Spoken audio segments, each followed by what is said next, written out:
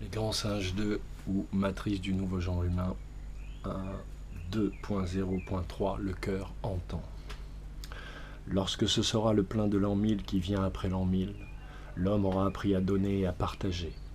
Les jours amers de solitude seront enfouis, il croira à nouveau à l'esprit, et les barbares auront acquis droit de cité. Mais cela viendra après les guerres et les incendies. Cela surgira des décombres noircis des tours de Babel.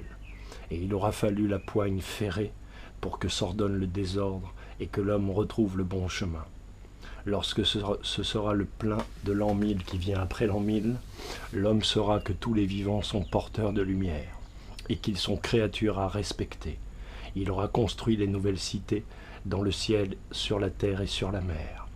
Il aura la mémoire de ce qui fut et il saura lire ce qui sera. Il n'aura plus peur de sa propre mort, car il aura dans sa vie vécu plusieurs vies, et la lumière, il le saura, ne sera jamais éteinte. Protocole secret des prophéties, Jean de Jérusalem ou Jean de Vézelzé, 1099, l'un des 8 fondateurs de l'ordre des Templiers. 2.3. Le cœur entend. Le philosophe du réel sait, ici et maintenant, que la masse est une capacité, d'onde neutre et dormante, attendant une intention forte de l'esprit et du cœur par la seule prise de conscience de notre état quantique universel millénairement unifié. L'énergie cosmique est unifiée. L'énergie du vide cosmique. L'énergie libre est potentiellement infinie. Une science qui, ici et maintenant, et potentiellement pourrait nous permettre de générer de l'énergie libre pour tout type d'application civile, voyager dans l'espace et le temps, incluant la téléportation des âmes et des corps, atteindre des univers, d'autres mondes et d'autres civilisations se trouvant à des allées-lumière de notre planète, atteindre des temps et espaces ne faisant pas partie de notre dimension temporelle et dimensionnelle, d'autres lignes de temps, d'autres passés ou d'autres futurs, ayant été ou à venir, ayant déjà disparu ou même n'ayant jamais été.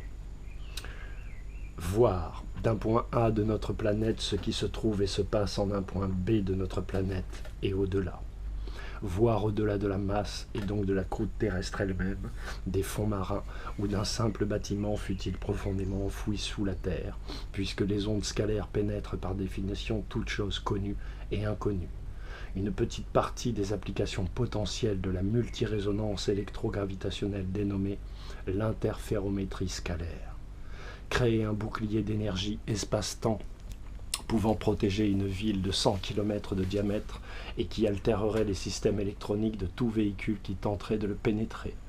Un bouclier fonctionnant sur la trinité vide et espace-temps, hors des règles physiques de notre couple binaire officiel et dualiste espace-temps.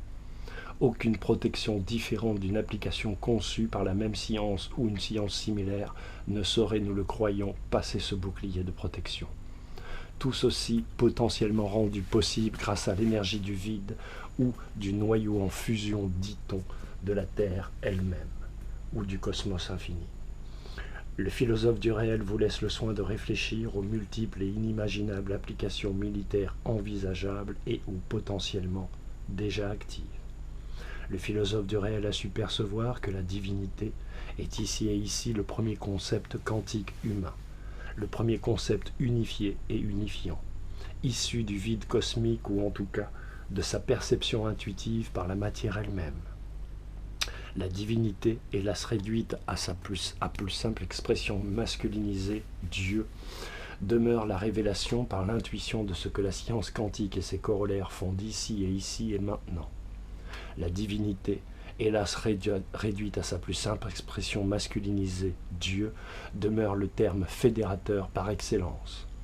Dieu est ainsi le terme qui rend l'humain unique vis-à-vis de tous les êtres radiants, vibrants et vivants, car c'est bien là, ici, par ce savoir partiel acquis, où le monde de l'invisible et du visible se juxtaposant soudainement, sans n'être jamais différenciés, ont créé notre monde d'illusions, que l'humain, par le désir hypnotique de ses pensées intimes que toute chose visible enluminée lui renvoie à lui-même, de lui-même et pour lui-même, est devenu un conquérant.